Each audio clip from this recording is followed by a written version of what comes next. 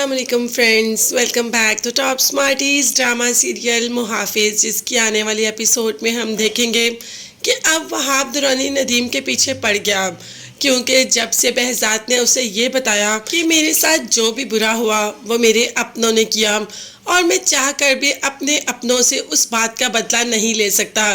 तो बस वहाब दुरानी को पता चल गया कि पारस के साथ जो भी बुरा हुआ वो सब कुछ नदीम ने करवाया, क्योंकि वो जानता है कि अपनों में से सिर्फ नदीम ही ऐसा है जो कि पारस को नुकसान पहुंचा सकता है। तो बस नदीम का बचना तो अब बेहद मुश्किल है। वहाब दुरानी ने नदीम को मरवा ही दिया, क्योंकि वहाब दुरानी नहीं चाहता जिस इंसान की वजह से पारस इस दुनिया में नहीं है वो इंसान इस दुनिया में कैसे रह सकता है। खैर, नदीम तो इस दुनिया से चला ही गया और ये वहाब की एक कॉल पर हो गया।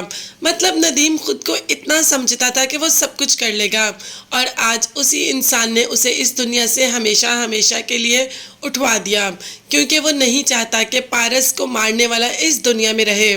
शाहीन ये सब कुछ जानती है कि नदीम ने जो पंगा लिया वो बहुत गलत था और नदीम के साथ बुरा होना ही था, और वो अपने भाईजान से बेहद मोहब्बत करती है।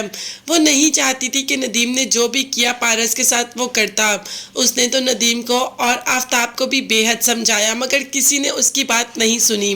अब सबने खुद ही बहजात को बता दिया। आफ्ताब ने बहजात को बता दिया कि मैं नहीं जानता कि बाबा कैसे मिले वहाब दुरानी से, क्या उनमें डील हुई, मुझे सिर्फ इन पेपर्स का पता है जो मैं आपको दिखा देता हूँ। खैर, वो सारे पेपर उसने बहजात को दिखा दिए।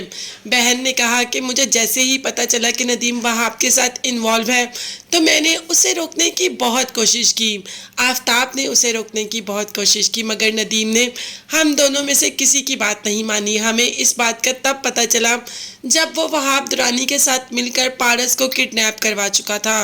अब ये सब कुछ बहजात के दिमाग में घूम रहा है और उसे सबसे ज़्यादा फिक्र अपनी बेटी की है कि अगर जवार ना होता तो उसकी बेटी का क्या होता। खैर, बात अगर जवार की और पारस की आ ही गई है तो हम गांव की तरफ अपना रुख करते हैं। जी हाँ, मरियम की तो शादी स्टार्ट हो गई और पारस को वैसे भी बहुत शौक था गांव की शादी देखने का।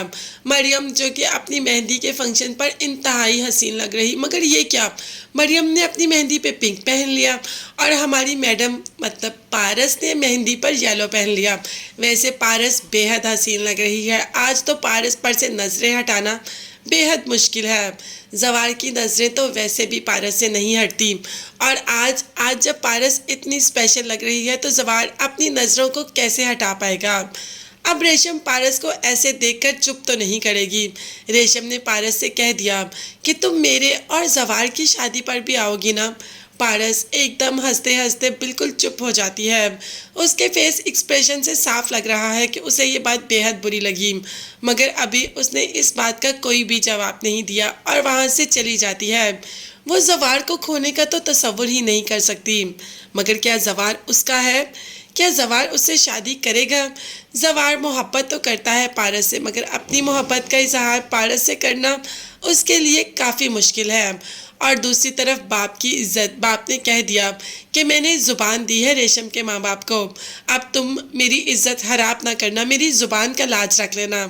जिस पर जवार ने कहा कि अब्बू आप परेशान ना हो, मैं आपकी ज़ुबान की मान ज़रूर रखूँगा और मैं रेशम से ही शादी करूँगा। तो ये सब कैसे मुमकिन होगा? मतलब अगर जवार ने अपने बाप का मान रखने के लिए रेशम से शादी कर ली तो पारस कहाँ जाएगी जो अपना दिल जवार को दे बैठी?